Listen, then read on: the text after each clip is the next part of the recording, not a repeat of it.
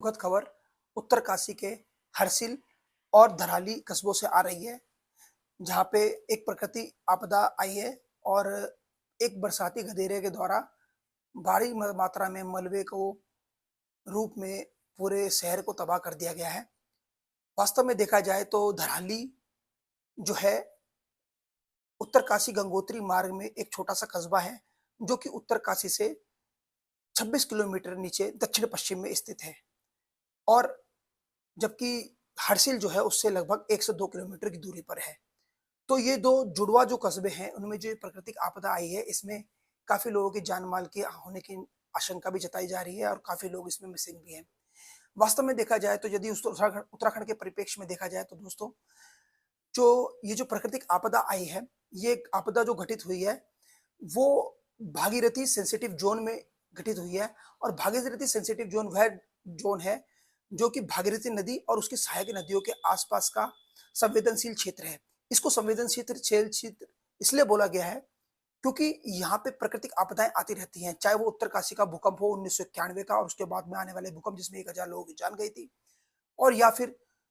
उसके बाद और भी आने वाली घटनाएँ जैसे कि भूस्खलन, फ्लैश फ्लड, लैंडस्लाइडिंग यानी कि अन्य प्रकार की घटनाएँ। तो भागीरथी सेंसिटिव ज़ोन में इस प्रकार की जो घटनाएँ लगातार होती रहती है और गंगोत्री मार्ग में ये है इलाका तो इसमें टूरिस्ट आवागमन भी ज़्यादा है, तो इस कारण जो है भागीरथी सेंसिटिव ज़ोन का जो उद्देश्य है, वो भी कहीं न कहीं धूमिल होता रहता है। दूसरा कारण अब इसमें देखने की वाली बात ये है कि नेशनल ग्रीन ट्रिब्यूनल यानी कि राष्ट्रीय हरित प्राधिकरण द्वारा 2022 में जो गाइडलाइन दी गई थी कि हर नदी के